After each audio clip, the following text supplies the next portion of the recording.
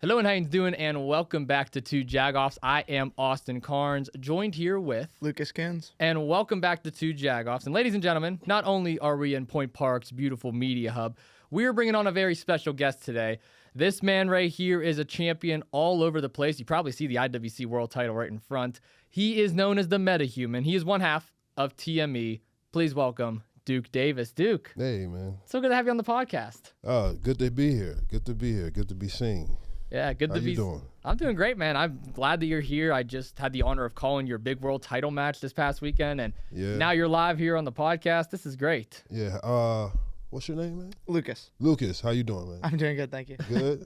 Yep. I think I've seen you. Did you come to the show before? I've been to a bunch of the shows. Yeah, your face looked familiar. You've signed a couple things for me. Yeah, So. yeah. I was about to say you look familiar. Yeah, he signed a couple water bottles and everything. Here, let me fix that thing for you real quick. Yeah, it's like drifting. I'm trying to get it set.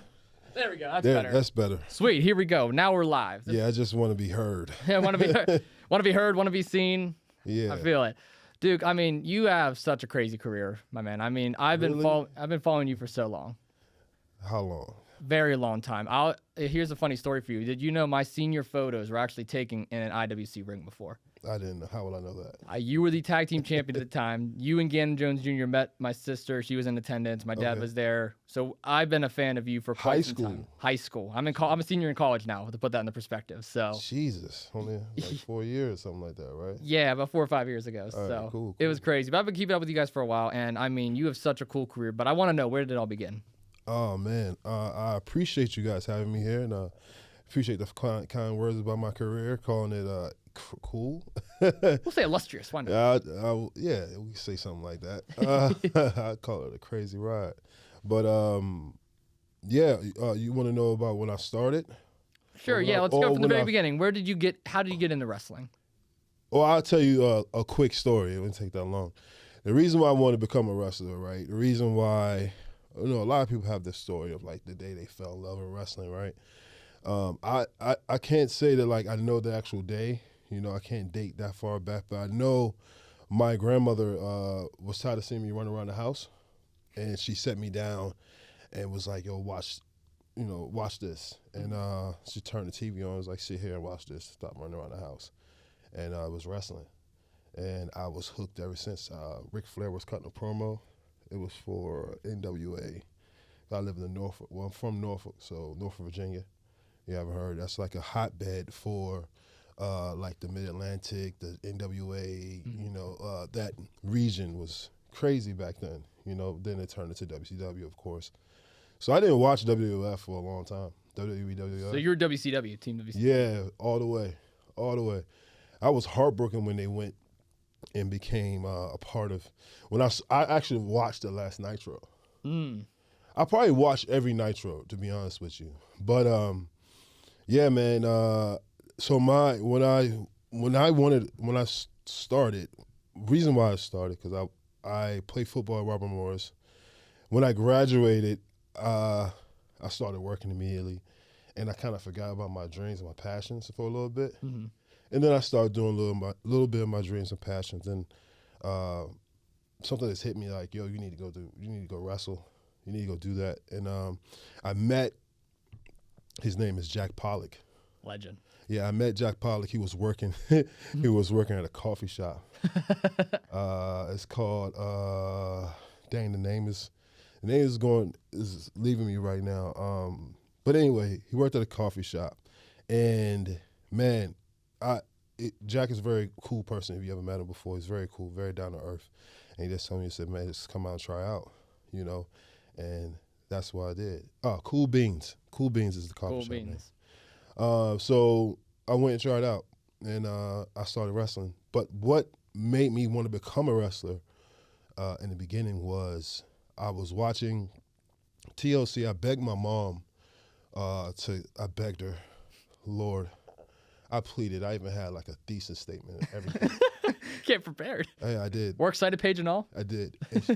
And you do that because you don't want a quick no. You want a slow yes. Mm-hmm. And so I told her. I said, "Yo, Mom, I really want to go. I want to watch this pay-per-view." It was WrestleMania 17, and the only reason I wanted to watch it was because of the TLC 2 match between the Hardys, the Dudleys, and Edge and Christian. That's the only match I cared about, but it was a great card. But it was the only match I wanted to see. And she said yes. And pay-per-view back then, people don't know. You had to buy it.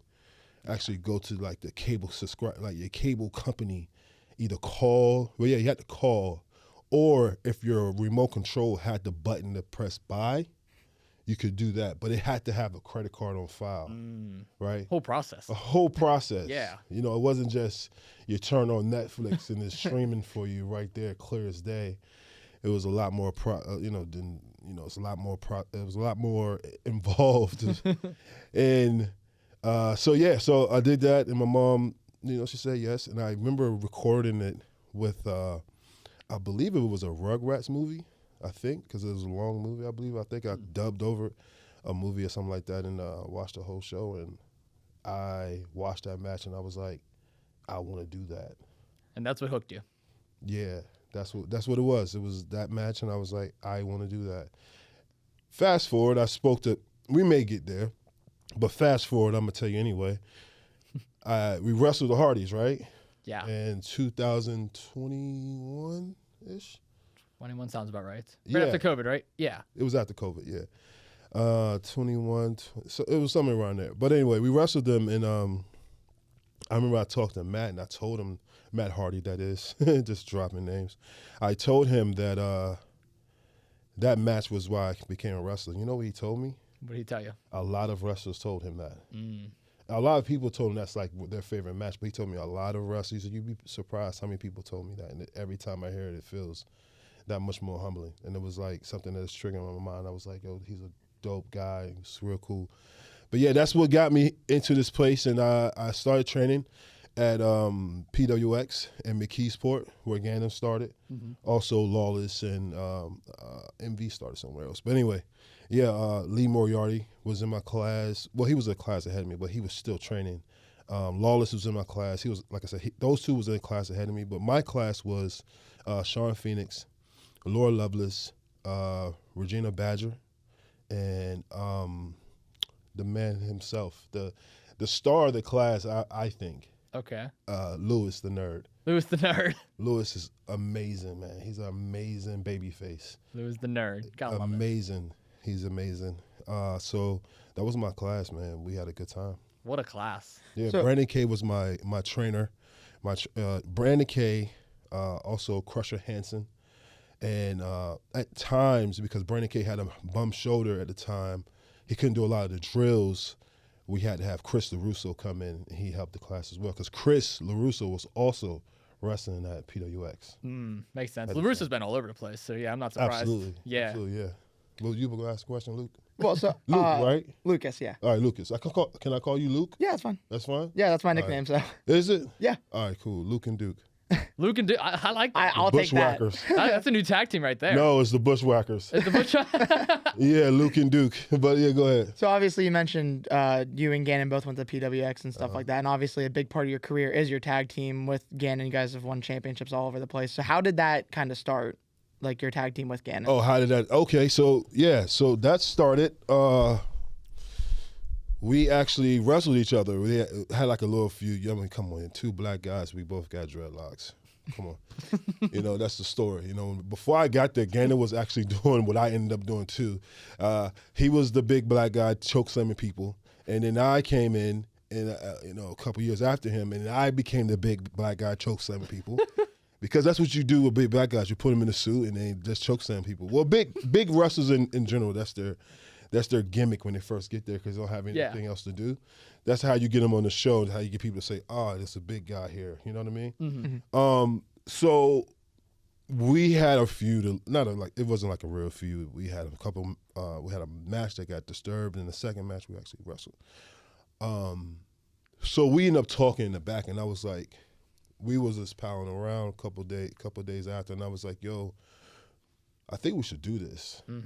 He was like, "Yeah, we need to hurry up and do it before WWE or someone else gets two jacked black guys that have dreadlocks from football players and put them together to look like us, and they do it." You know what I mean? So we immediately started. That was 2017. That was a year after my debut.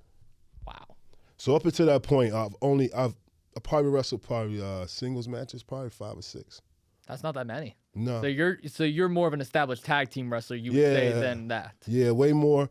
I did way more. I have way more tag team matches underneath my belt than singles matches. Way more. And here's the main attraction about why I love you and Gannon so much. You guys lay it all out there. And not to take away anything from any other professional wrestler, but something I've noticed with you and Gannon is, I'm going to kind of use my generation's term here. You guys have aura when you guys come out to the ring, if that makes sense. When you come out, you can feel the goosebumps. You know that shit's about to go down when you guys come out. Yeah. I mean, and that's something that we didn't start there. I don't want you to think we started out these guys that you see now, stuff like that. I mean, we're going on, 2017? Mm-hmm. It's 2015, by 2016. That's like 9 years, almost a decade of wrestling with wrestling in a tag team. Mm-hmm. So we didn't start there. We started with, we was just normal, man. We just walked out to the ring. And Gannon always danced, but I was the one, I just followed him. I didn't do anything crazy. I just kind of walked behind him and kind of like bopped my head to the music. Okay, yeah. You're an intimidating presence, though, yeah. Yeah, but I didn't do anything crazy. It is not what you see now. The running and stuff like that, jumping in the crowds, waving my towel. Yeah, where did that come from? Because now you're starting to like wave the towel. You're taking that was a lap. maturation over time. So I'm big on like so it's what the indies allow us to do is character development. Mm-hmm. When you get to the show, they want you to be. In my mind, I was like, we need to be as polished as we can be for the show. The show is WWE or AEW or TNA, whatever. I thought I wasn't polished, so I worked on little things. And my biggest thing was because of my interest, I feel like I wasn't doing anything. I was just following him around.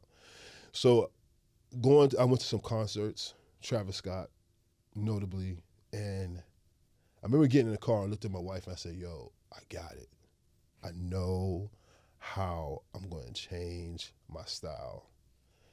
And it was more of when the music's playing, I'm actually performing to the music, if that makes sense. Mm-hmm. And the energy of the crowd grows through my energy and we feed back and forth to each other. So with Gannon doing everything that he's doing and me doing everything that I'm doing, it seems like it's a lot of people moving. And that's how you get the crowd energetic. It's a sales thing too. Yeah. If I'm excited, right? If I come in excited, if I have energy, if I have the look, then you're going to also feed into that.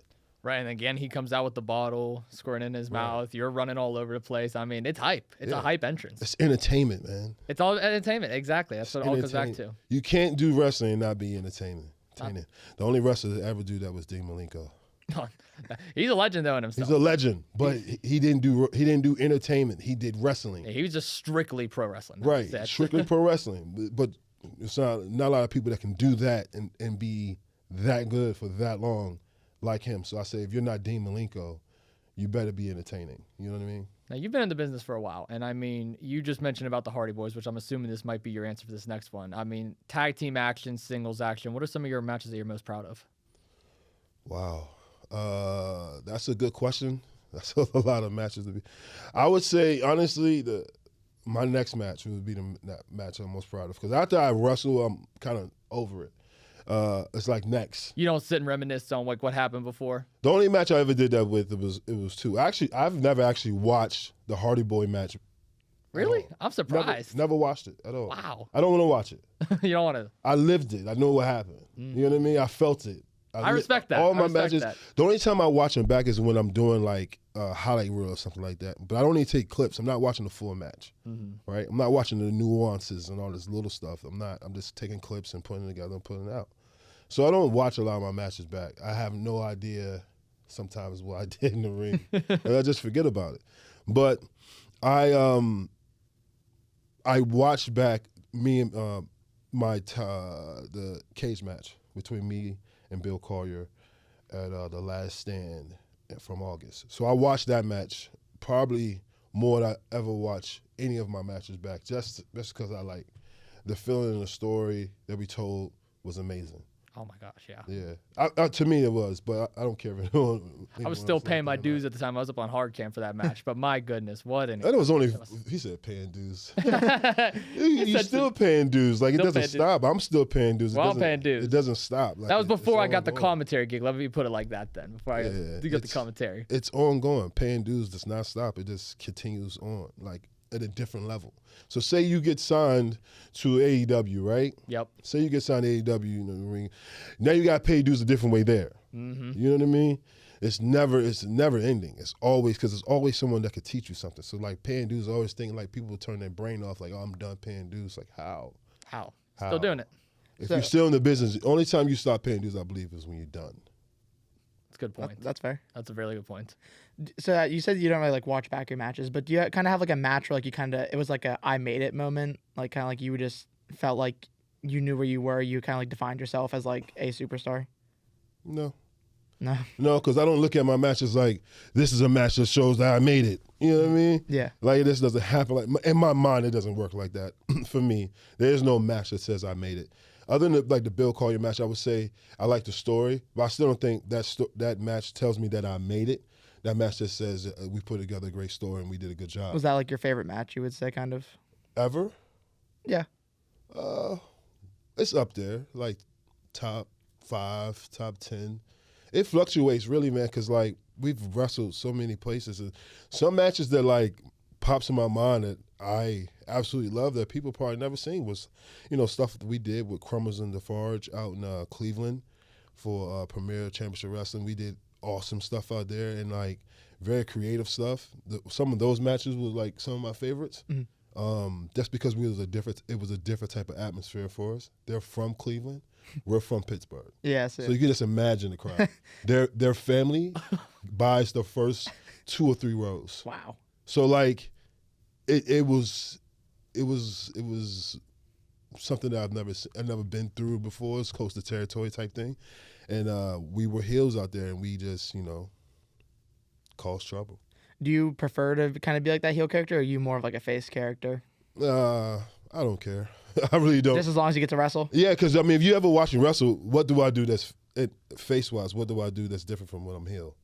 That's fair. I mean, if you never see me heel, but if you see me heel, you see me as a bad guy heel. If you see me as a bad guy, then you would say there's no difference other than me yelling at people anyway. Yeah. You know what I mean? So me, it's just, you know, whatever, man. They wrote whatever they want us to do, man. Just go out there and do it to my best ability. Now you're this big, intimidating force. It seems like from a lot of different opponents that you faced throughout your career. How tall were you? I am 6'5". You were 6'5". So you're 6'5". You're a freak athlete. When you go out there and you compete against some of these guys, I just got to ask, do some of these people ever get intimidated backstage when you're going through the match beforehand or a little afterwards? Like, what's that kind of like working with some wrestlers? I mean, at this point, like if you're wrestling me, you're intimidated, you're in the wrong business. Fair point. To be honest with you, like you gotta have that mindset. Like, you know, you're coming to this. You got your own stuff with you. You have your own bravado to, you know, machismo stuff like. You gotta have something with you. You just can't come into the ring thinking this guy, I'm intimidated by this guy. Why? I talked to you for an hour. You know what I mean? An hour and a half, 2 hours. So by the time we get in the ring, you're intimidated. I've had people say they're intimidated by our entrance. Wow. And, you know, people bring up our size. Of course, we're both 6'5". We're both like 260 and above. Well, we're actually trimming down there. We're like 250, 260. But like, you know, yeah, that I wouldn't want to wrestle somebody that was intimidated by me. Yeah, because you're not going to be able to tell a good story out of Yeah, because then you're a fan. Yeah, that's fair. Because we have a running joke kind of within our friend group. Like, the last thing you want to do on an IWC show is piss off Duke Davis. I mean, No. you piss him off. Obviously not like the real Duke Davis. We're talking kayfabe Duke Davis here. Yeah, I mean, but it takes a lot to even piss him off. You know, to piss Duke Davis off in general, it takes a lot. But I don't need to be pissed off to wrestle. Yeah, it's a whole different mindset when you're out there. Yeah, man, this is just different. I found this interesting that you said this earlier. So you've barely even had any singles matches. You've been mostly doing tag team matches, but I'm looking at this title that's right in front of us. That's a singles championship. That's the IWC World Heavyweight Championship that you won against big-time Bill Collier, who was the longest reigning champion in the company. I was there for it. Lucas was there for it. I mean, it was a crazy, crazy moment. And now you've been a pretty dominant champion. I've had the pleasure of even calling your most recent match against Eric Dillinger. Yeah. Kind of speak to me on what this championship means to you. Every championship has its own little thing. So like, I think this one was more of like something that I put up like, yo, it would be cool to be, a heavyweight champion of IWC. That'd be cool. And I just put it away. It was a funny thing because during COVID, we were bored. We had nothing going on. So like Gannon was making these, he was basically photoshopping, right, us with different belts. And he photoshopped me with the heavyweight belt, photoshopped himself with a super indie belt, because I won a super indie too. So like, I didn't think of myself being a singles wrestler, right? I didn't think it was in the cards. I didn't think it was going to happen. So when I took my hiatus for about 6 months and I came back to wrestling, I looked at it like, you know what? Let's do everything. Let's not say no to anything. Let's just try to do everything. So the journey to getting this title was a real true journey, and I had to stay focused, and I had to really dig down deep and wrestling Bill Collier because he can go all night. You know what I mean? He can go all night, and he's a machine. And so how do you keep up with a machine? You got to become a machine as well. You know what I mean? Yeah. So like that at the end of the night when it happens and boom, got the belt. All right, cool. That's just saying all the work you put in for this. Not all the titles, but for this particular title, this is the payoff, and this is the best feeling in the world, and it means a lot. But it was, it was a grind to get there. Absolutely, and what a payoff it was too, having that prestigious title. Yeah, because like like we just said, I didn't have that many singles matches. I don't have a lot of singles matches. I probably only have like 30.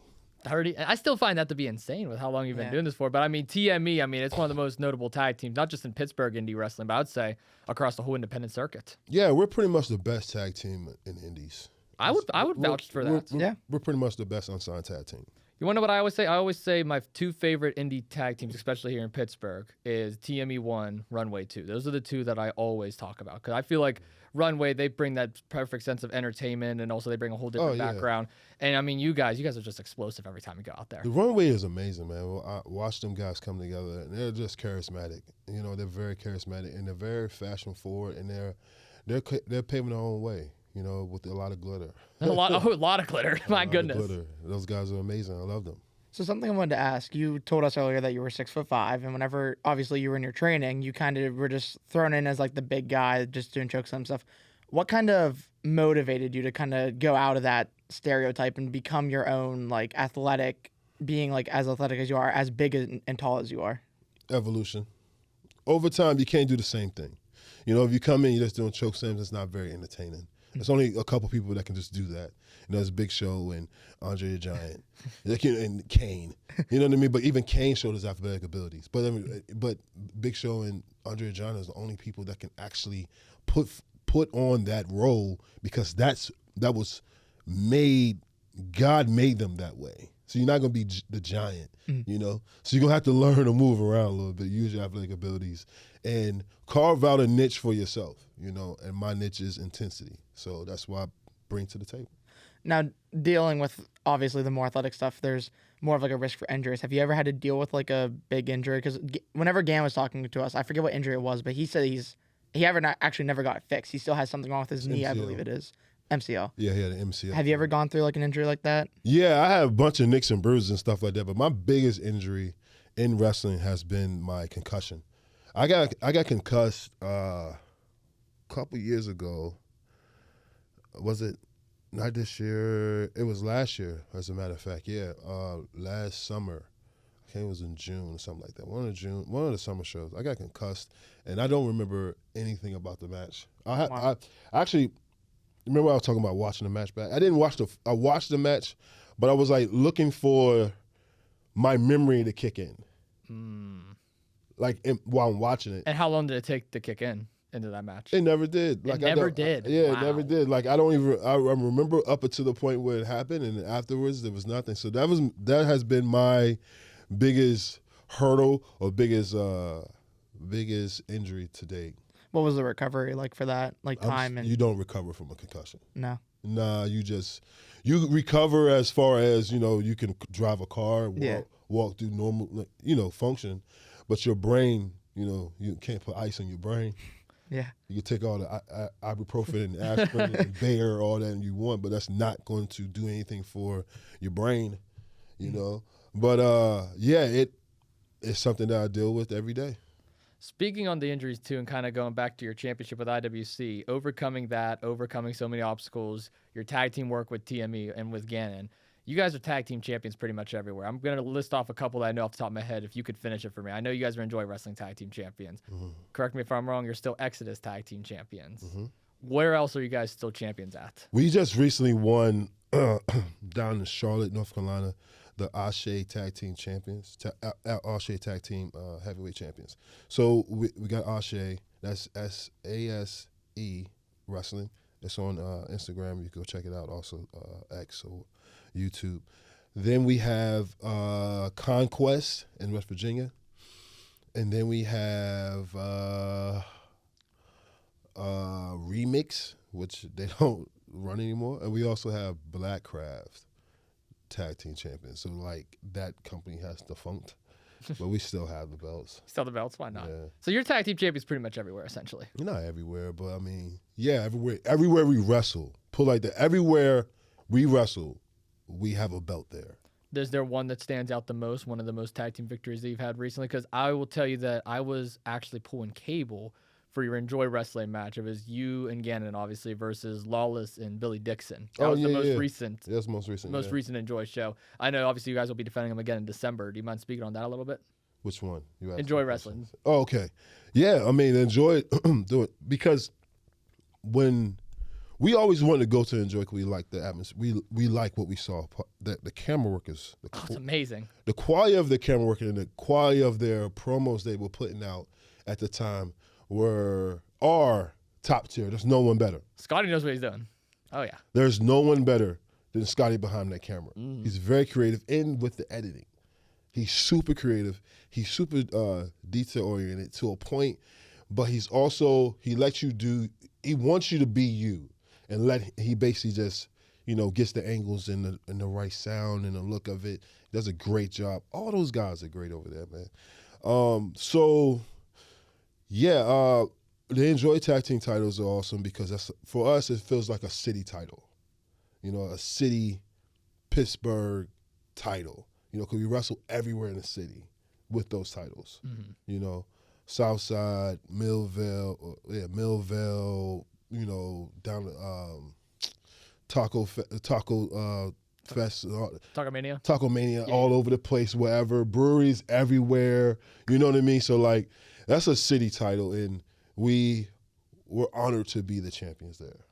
And I guess you guys kind of lost them for a second, and you won them back that night. There was some BS shenanigans. I don't know exactly what was going on. It's always shenanigans in wrestling, right? Always shenanigans, yeah. I mean, at the end of the day, we do this to entertain people. We take them on a ride, which we do. We try to do as best as we can. Sometimes you got to do a little extra, do a little different stuff that may be controversial in the moment, but at the same time, we still get to the point of the match and we keep the belts. You want to know my first match that I ever called of you, Duke?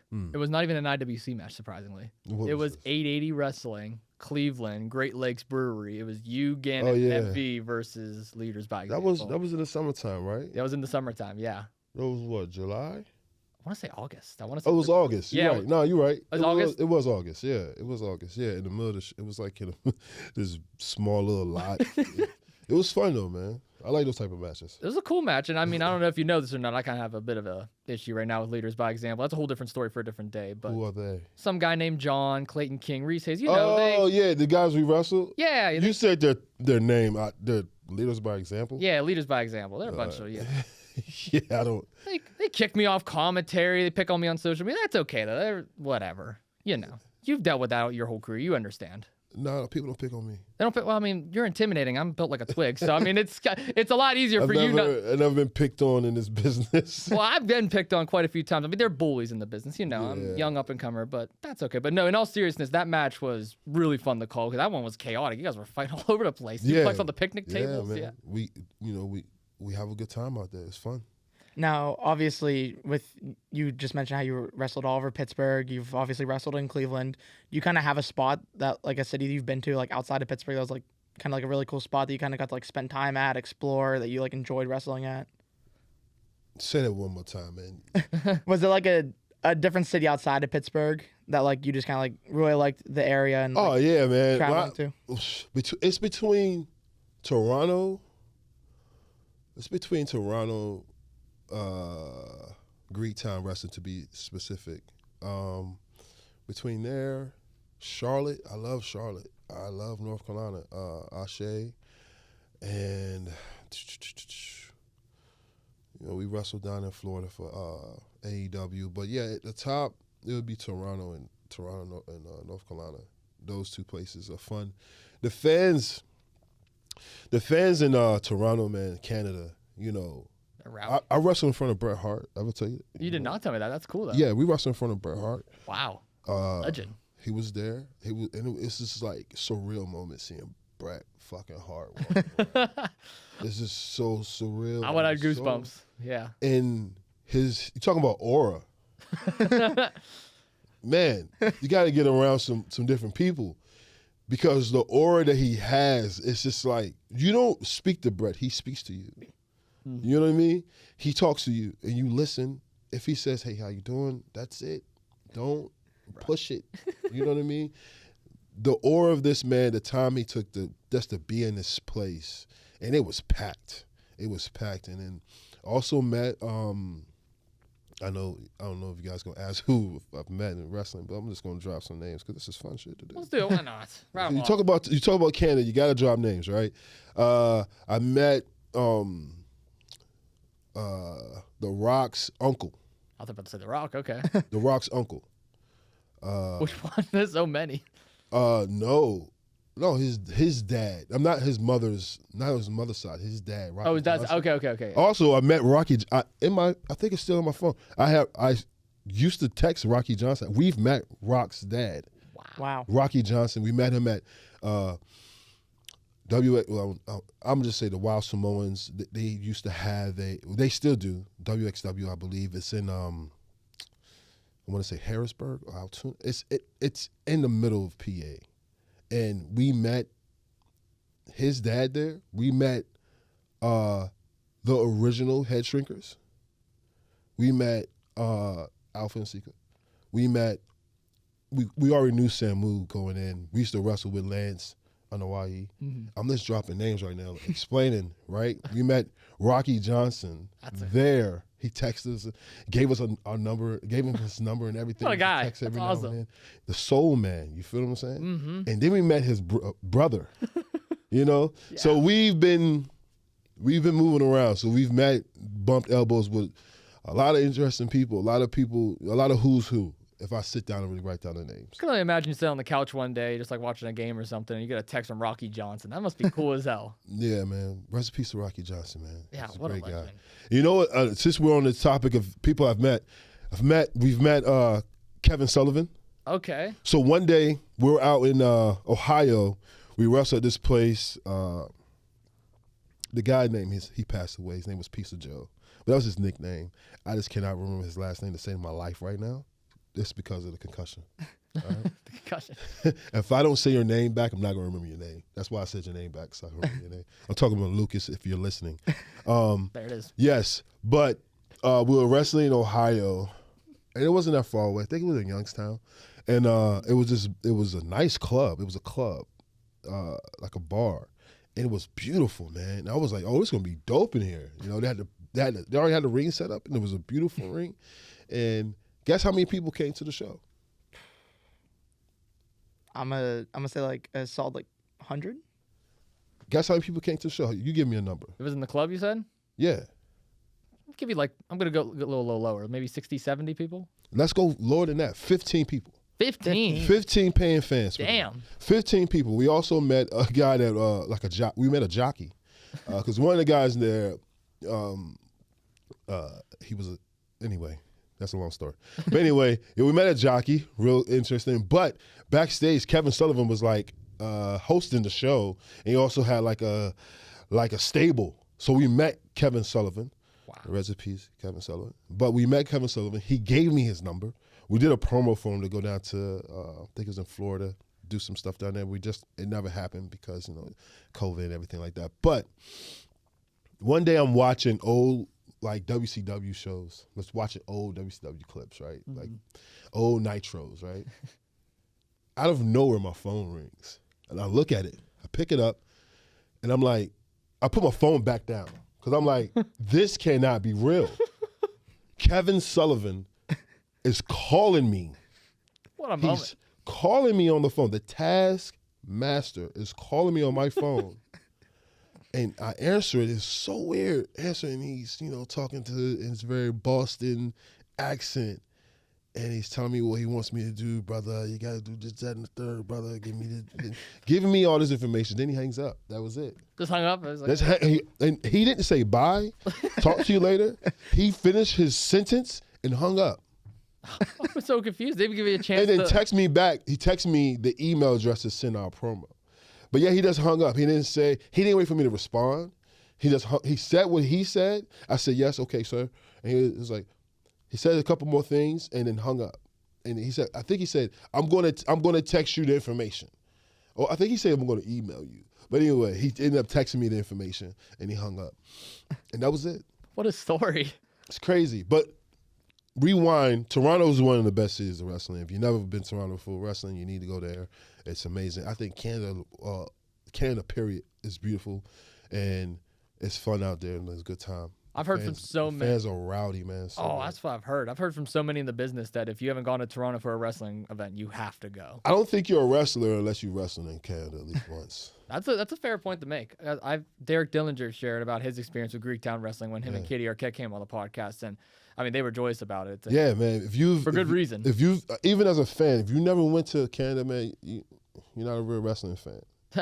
Gotta go. It's on my 2026 bucket list to go as a fan. So yeah, go, man. Make the trip. It's worth it. If you got a passport, do it. Yeah, you better get your passport over there, Lucas. I got it. I'm ready. You're ready? I'll go to Canada. We're going to Canada. You have to. You have no choice, man. We should be back out there in 2026 as well. Oh, hell yeah. Well, we'll definitely come support you while we're up there as well. Come check us out. Absolutely. Now, I mean, again, we've talked about a lot of different matches that you've been a part of. We talked about a lot of different storylines, feuds. Would you happen to say that there is the greatest rival of TME? Because you mentioned earlier in the podcast that you think TME is the best tag team in independent wrestling, which I agree with you on. I will definitely vouch for you on that. Who would you say was your greatest rival throughout all these years? Greatest rival? Greatest rival of you and Gannon Jones Jr. I was saying number one would be the Frat. Trent Gibson and Channing Decker, the fraternity. The fraternity is eternity. So yeah, they would be number one. I would say number two would be Crummels and Defarge. That's they're out of that's Sonny Defarge and Cornelius Crummels. They wrestled out of a factory. What is that?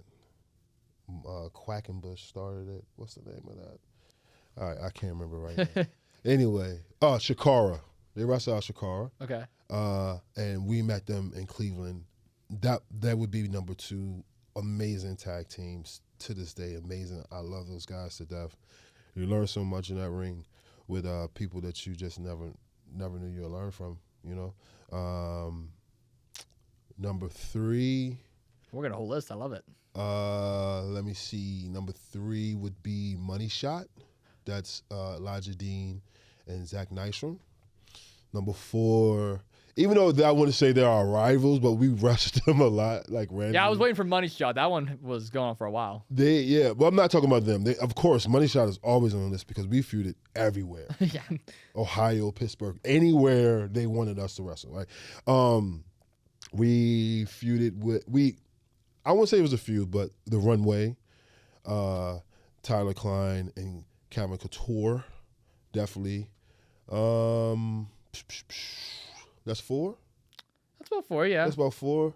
Let me see if I can find number 5. Number 5 would be the Kogers. Oh, Kogers, there's some badasses. Atticus and Otis. Yep. And we wrestled them at a time when they first started. Like, they was first starting out. And I always say, like, if we ever get back to that, that'll be amazing. So those 5 right there are it. If I left anyone out, I would also say Private Party is an awesome team that we wrestled.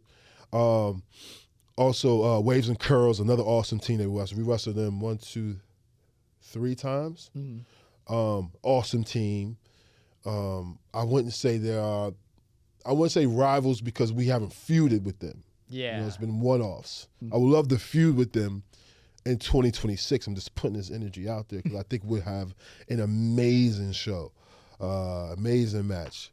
But, yeah, that's it. Those are the lists. And I mean, not only on the independent scene have you had some great feuds and great rivalries, you've also had some opportunities to showcase your talent at All Elite Wrestling, AEW. I know you've done several dark matches before. I wouldn't say that we showcased our talent. Well, I mean, you still were there. I would say we went and got paid to do what they told us to do. Absolutely. Let me rephrase that. You got to showcase yourselves at least backstage because I recently had the opportunity in my life. I got to call an AEW dark match, which was incredible. I got to get my own entrance. I went there. I was shadowed the entire show, and I'm very grateful for my AEW experience. I saw your pictures, man. Like you had a great time out there. Oh my God, it was insane. It was literally a dream come true. Like Justin Roberts announcing my name. I'm calling Hook's match. It was such a crazy night. But I got to see you guys a couple of times in the past compete on some dark matches. And obviously they give the independent talent a chance. It's a squash match usually, but the independent talent usually get to come out there. We're the biggest guys out there, and we're getting squashed by guys of 5'8". Yeah, I know. What the hell? I don't think that's entertaining to anyone. I don't think that's even believable. Especially because the Pittsburgh fans know that you guys are TME, so they're not even just Pittsburgh. Anywhere we go, there's fans chanting our name. We went to Norfolk, Virginia, where I'm from. Yeah. And people were getting TME chants in Norfolk. You were getting TME chants. We were in somewhere in Ohio that we really never really wrestled at, and we were getting TME chants. I've watched shows and heard and seen TME flyers, TME shirts, TME posters. I've seen TME heads on television. That's great. WWE came to Pittsburgh for Raw one time. I can't remember when. It was recently, sometime in the summer. And I have a picture on my phone, but it was on Facebook. There's TME, me and Gannon's face are right there on hard cam. So you're watching the show, the whole show basically, you see our faces. What I'm saying is, like, we're the best unsigned tag team, period. So when we go on these shows, AEW and things like that, and we don't get a chance to actually wrestle, we just do what they tell us to do. Well, So if anybody watched us wrestle at AEW, I'm sorry, that's not us. That's not you guys, no. We had one outing that was literally us, and they gave us a chance to be us, and that was a match we wrestled a Private Party. Every other match that we did at Ring of Honor or AEW, whatever they want to call it, AEW Dark or whatever it's called, that's what they told us to do. We have one match that we showcase our abilities, that they allowed us to do so, other than just telling us we're going to get dropped on our heads. And you know what? I feel like that's a damn shame because I feel like you two are some of the very best out there. And I'm going to ask the hard-hitting question. Why do you believe you and Gannon are not signed yet?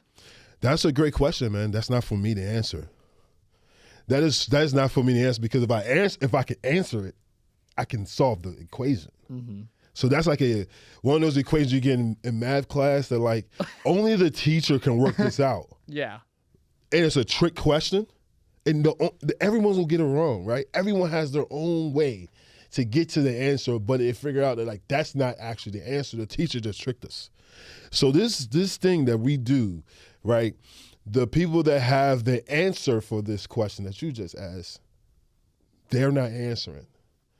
So we just keep doing it. We just keep being, and that's why I keep saying it. We're the best tag team, unsigned. Have you had tryouts with either one of the major promotions? Yes. We had tryout with WWE. It was right before the pandemic.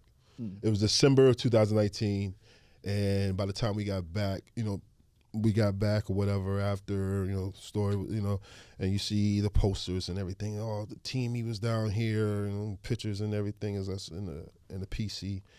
And then the ball dropped in 2020. Yeah. And COVID happened and everything paused. And we got told later down the line that they didn't have anything for us. I feel like a lot of people have been told that. Yeah, they didn't have anything for us. And if you look at the television, I'm like, you had stuff for us. You just couldn't figure it out. We went to AEW during the pandemic as well, and that was 2020, 2021. Mm-hmm. And, man, it was a good time. Ate a lot of catering. The catering was awesome. We met the Big Show. At AEW? Yeah. I'll tell you what, catering's amazing there. You will find a lot of great talent in catering that you won't see on television at AEW. Yeah. There are a lot of great talent that's sitting around eating food. a lot of TV talent that's sitting around eating food, man. Have you ever had their lobster ravioli at AEW? No, but I did have. I did have that. You had lobster ravioli? I got a funny story for you after you're They have the best, the best meat selection. Like I'm talking about cutlery, like charcuterie board, charcuterie board, right? The best. They have the best desserts. I like the rice. Sometimes it's kind of dry. They have the best, like the chicken they make is phenomenal. They spare no expense, man. It ain't McDonald's. No, it ain't no McDonald's. It ain't your indie wrestling catering, let me tell you. No, it's not a large pizza from like Genoa's or something. It's man. nice. Yeah, it ain't Domino's, let me tell you.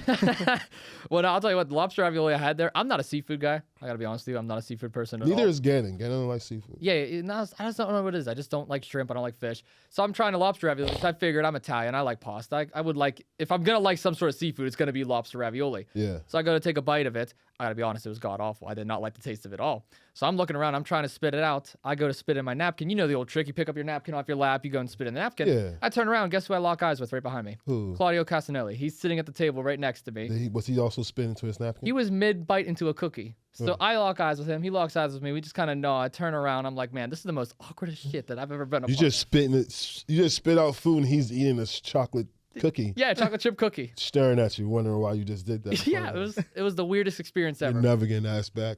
I don't think I am. And then I'm in the elevator with Orange Cassidy. I'm like, what the hell's life? But yeah, no, that was my experience in AEW catering. Did you talk to Orange Cassidy by any chance? I did. What a guy. Yeah. What a guy. Never spoke to him. Yeah. He was cool. I like my thing about wrestling. If a guy is not talkative on air, I don't talk to him because I don't want you to break anything. I want you to stay you. Stay you the whole time. Yeah, like he doesn't talk. He does the thumbs up. I want him to keep it that way. I gave him a thumbs up when I saw him. That's respectful. You want to know someone who's like that, who's stayed in character all the time? AEW? Darby Allin. Another one that I'm not going to speak to. I spoke to Sting because it's Sting. And we met Sting a couple times once at IWC, Mm-hmm. But I think IWC also, they, not to take it away from AEW, trust me, would never want to take anything away from AEW. Jesus, what a great company. But IWC has basically groomed us into being around stars, legends, Yeah. like MVPs of the world, like Sting, Shane Helms, like all these people that we run into like through IWC, like Matt Cardona, like all these people that we run into. It's just like so by the time we went to AEW, we have already been around a lot of the guys in the locker room. You know what I mean? And some of the guys, some of them know us from watching our stuff, put it like that.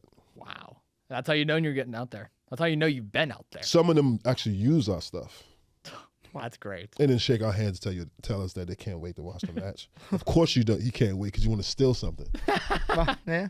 I feel like one of those guys that you've probably connected with really well, which, again, this is why I'm so surprised you've only been a single star for God knows how many matches. Matt Cardona. Yeah.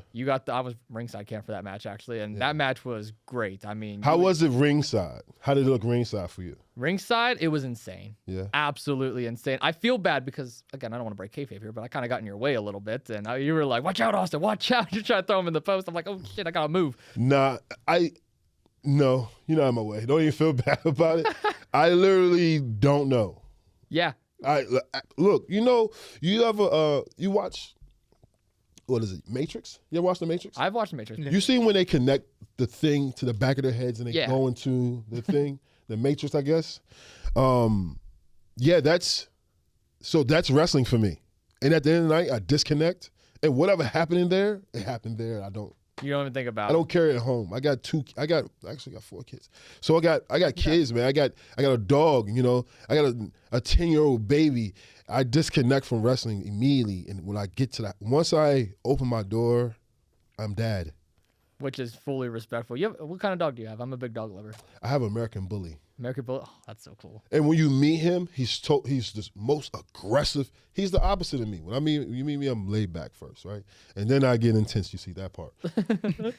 This dog is the opposite. He's like super intense right off the bat, and then he calms down. He's not one of the ones that like tries to bite you right away, or is he like the one that's No, like, yeah, like not bite, but like he's like who the hell are you? Yeah, who are you in my house? Not even just in my house. Who are you walking around my vicinity if I can sense you? Well, at least the kids will be safe with that dog around. Oh, for sure. Yeah. With you and that dog, I would hate to break into your house. My God. For sure, yeah. I'd be dead. You don't even need a gun. Yeah. You and the dog's enough. Yeah, but you got to get through him to get to me. And good luck. Good luck. Well, Duke, I really do appreciate you coming down and doing this. And I mean, I've always been stepping on Lucas's toes, kind of taking away the last question. So, Lucas, since you're actually here for this interview, do you mind asking the fan favorite question to Mr. Duke Davis? Of course. So, one of our, as you said, fan favorite questions. We like to ask everyone that came on the podcast what their favorite food is and like what their favorite restaurant around the city is.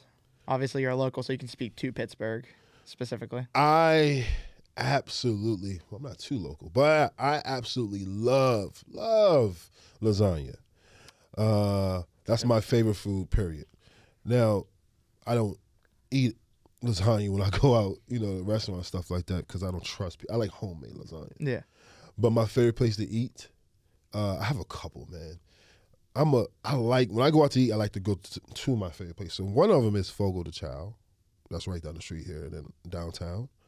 The other, that's like a Brazilian restaurant where they come bring you meat until you flip. If you have, they give you this little coin thing, and one side is green, one side is red. Oh yeah, Joe Dombrowski told me about that place. So you go in, it's like a buffet.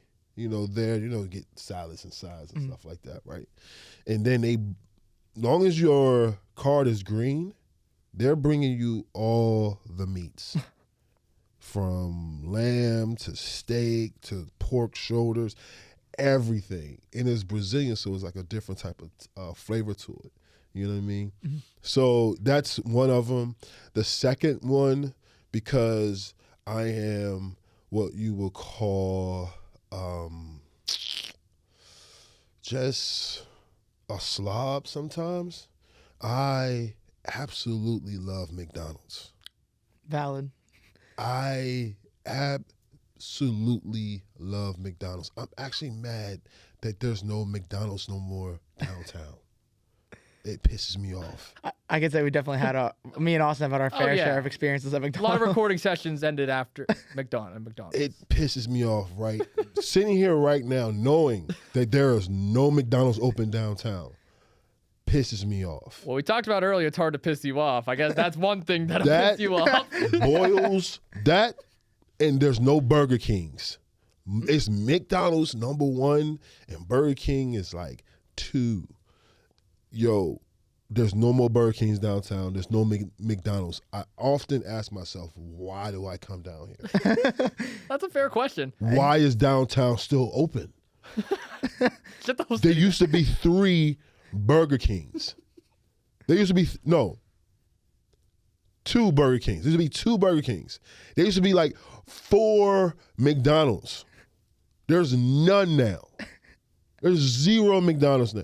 It doesn't make any sense. It's a travesty, and I'm pissed off about it. I'm pissed off for you about it. That's awful. So yes, that will be it. If I can't live in an area that doesn't have a McDonald's, I have 2 McDonald's right around me. I actually have 3. 3. Oh, well, you're loaded. I don't play around. You got a 24/7 one near you or no? Kinda. Kinda. They're open late, but they're not 24/7. Okay. But yeah, like I can't. Plus, I wouldn't want to eat McDonald's too late. That's fair. Yeah. But I have bad dreams. But but yeah, man, I freaking love McDonald's, man. What's the go-to at McDonald's? Big Mac. Big Mac all the way. Big Mac, large fry, Hassy orange. Oh, okay. Sometimes I get 2 apple pies. It could be apple, or sometimes they do this strawberry cream pies, which is unreal. I've never had them, but I've seen them. Yeah. Oh man, it's so good. I'm hungry now just talking about this McDonald's too. Me and Gannon were driving back one time from Charlotte, North Carolina, and it was quiet, and I said, man, I'll never turn my back on McDonald's. I've never turned my back on Mickey D's. Would you turn your back on McDonald's or Gannon first? I mean, Ooh, that's tough. Ooh, that's tough. Gannon, you might be screwed, buddy. He ain't, well, I can't say he never fed me. He has, but I don't know, man. Them fries, let's go to Arches, man. Gannon better start learning how to make a very good homemade lasagna if he wants to compete. Hey, if he want to stay in my good graces, or chili, I love chili too. Okay, chili's good. But yeah, McDonald's, man, that's tough, man. He may have he may be in trouble. If you ever cross me, you better buy me some McDonald's. It's fair. Yeah. Speaking of that Brazilian steakhouse, have you ever been to Texas de Brazil over by Absolutely. Joe Dombrowski recently took me there for the first time. What an experience that was. Did you get the meat sweats? I did. Did you eat a lot of meat? Oh my God, it was bad. It is so good though. It's worth it. You ever been to Texas de Brazil? I have not been. You never been to Fogo de Chao either? Mm-mm. We're going. Come on. I'm missing You've been out. to McDonald's though, right? I've definitely, yeah. All right, just making sure. You were We're gonna worried get me. choke Like, bomb through that table. I was worried for like 4 seconds. Well, I'll put both those restaurants on my bucket list for. Please, it's right across the bridge here. I will One go of there. them is right on the main. What is that? Smithfield? Yeah, Smith. Yeah. Yeah, one is on Smithfield Street. One's in Station Square. You have no excuse. What are you doing this weekend? I guess going to one of those restaurants. No, what are you doing? Are you doing anything important? Work. Work on Friday and Saturday morning, and then football on Sunday. Yo, go there on Saturday night. Saturday night. Go Saturday night. You go by yourself if you want to, or bring someone with you, and go eat at Texas de Brazil or Fogo de Chao, man. Awesome. It's good. It's pricey, but it's good. Yeah, they comp your parking, by the way, at Fogo de Chao, though. Oh. Yeah. I didn't even know that. I've never been to that one up there. Joe told me about that recently because he wants to hit like all the Brazilian steakhouses. Yeah, man, they around here. comp your parking, so you ain't got to worry Wow. about parking. Parking is crazy downtown. Yeah. So don't even worry about parking. They comp it for you. Yeah, thank God we're commuters. We take the bus every day. We're not about that. I'm just saying, man. You want to? When's your birthday coming? February 26th. Oh, okay. What are you? I'm No, a Aquarius. freshman. I'm a freshman in. No, what's your sign? Oh, sorry. Oh, You don't know your zodiac? It's okay, bro. I'm not sure. Do you happen to know? I don't know. I don't know. Why are you asking me your zodiac sign? I don't know. I don't even know don't know. mine. But anyway, man, your February birthday, that's cool. I'm a January baby. So it doesn't matter. You need to go out there and get some food. Go out. You know what? I don't want you. I was about to say go for your birthday. Don't even wait for your birthday. Go this weekend. You ain't got nothing going on. I ain't got nothing going on. Just go. You need to go. We're going. All right. We're going. One of our Hey, bud- do me a favor. Tell Dombrowski to tell you about the time I ask him about holiday M&Ms holiday M&Ms. at Premier Championship Wrestling. I say Duke told me to ask you about holiday M&Ms in your bowl. Oh no! Is this is going to be a Joe It's a good story. It's a good story. It's a good story. I've heard a lot of Joe stories on the road, so I'm Yeah. excited to hear this. It's a good story. It's a good story. You hear Celine Dion stories before? You ever been in the car with Joe? Yeah, I Or rode with Selena- you all the time. I ride with Joe too. Have you been in there with Celine Dion? No, he haven't told me. We talk about wrestling stuff. Talking about wrestling? Yeah. Okay. Well, as soon as Celine Dion comes on, it's like a concert in there. I don't like Celine Dion. I'm not a Celine Dion fan. I only know one song because it was on the movie. And there was the I don't even know. The famous song. I can't remember. Don't even make me try to sing it. I don't know. I won't. It will hit me while I'm walking out. Like, oh yeah, that was the song. But I think it was on Free Willy. I don't know. It was on one of these Disney movies. But yeah, we don't talk about. All we talk about is wrestling. Which is perfect. Keep it the business. You got a favorite artist or a favorite kind of music you keep up with? Yeah, absolutely. I love hip hop. Hip hop's your favorite? Yeah, I love hip hop. I listen to mostly everything, but I love hip hop. I love alternative rock. I'm a big I like certain genres of rock and roll. I love alternative rock though. Some heavier stuff. I don't like anything country. The only thing country I like is Shabuzi. And Fair. that's pretty much it. Morgan Wallen is pretty cool. R&B is what I listen to. Reggae. Yeah, I'm black, bro. I'm like really black. Like, yeah. So I don't listen to. You won't catch me like whistling Dixie, bro. No Jason Aldean playing in the background. No Luke Bryan. I'm not. Yeah, I'm not a country guy either. No idea. And I'm not. I don't like theater stuff. I'm not a big play guy. I'm not either. Yeah. You know what I'm saying? Other than Wicked, I will watch Wicked. Wicked is beautiful. Was a great story, and I think it's gonna be a great sequel. But yeah, man, I like what I like. Fair. You have a go-to artist? Right now, Or just in general? in general, I would say go-to artist off the top of my head. Boom, if I had to pick, it'd be Tupac and DMX. Tupac and DMX. Third would be Jay-Z. Tupac's my favorite artist. So what's your favorite Tupac song? Hail Mary. Hail Mary. That's a good one. Also Pain. You ever heard Pain? I have heard Pain. Yeah. Yes. All Eyes on Me is my favorite, but those are good ones. Awesome album. Awesome album. Machiavelli 1, 2, 4, 5, 6. There's like a whole bunch of them. But yeah, I love Tupac. I watch all the documentaries where they come out. Everything Tupac, 'cause I grew up on them. You know what I mean? So Yeah, I got that from my dad. My dad was a big Tupac lover growing up, so I was like, okay. Me and Dad are probably the same age. How? My dad's 51. No, I'm not that old. You're not that old. I'm about to say you're not. I don't think you're that old. It's funny because your dad's a Tupac fan, though. That's dope. I love when people are Tupac. I feel like people that are Tupac fans have an understanding of like real life. All right. I think my dad will appreciate that compliment. Yeah, I think people that like Tupac, they have understanding of real life, and they also understand like their own self, because you can't understand yourself and listen to Tupac. It's gonna make you feel bad about yourself. You know my lock-in song, like before I get the IWC, I have a few songs that I play on my playlist just to get me like in the zone. The last song that I always listen to right before I pull into court time is California Love, Tupac. Okay. That's the go-to song. That's your go-to. I think All Eyes on Me is my go-to, but California Love's a close second. California Love, okay. I love All Eyes on Me. That's a good one. What's it called? How Do You Want It? That's another one of Tupac that I love. I love this, man. This is great. You should put this all on a playlist and put it out there. Let people see what you listen to. It's all over the place. You wouldn't like it because there's a lot of country in there too. I'm a country guy. Yes, I'll tune out. I'm sorry. I wouldn't double tap on that picture. Yeah, I felt there's country in there just because that's also what I grew up on. Mom's side country, dad's side it's all Tupac and Biggie and DMX. Yeah. So before we guys wrap up, how did you come up with the name Two Jagoffs? Wow, all right, you're asking me the questions. I'll take it. So Two Jagoffs, it's funny. This podcast was originally going to be called The Rocket Sports Show. And I went to my dad. I said, hey, Dad, what do you think of this name? And he goes, it's awful. I'm like, what do you mean it's awful? The Rocket? The Rocket Sports Show. Why? I don't know why I was going to do something stupid like sports taking off, or I don't know. I was going to try and come up with something corny. I can see the logo. Yeah.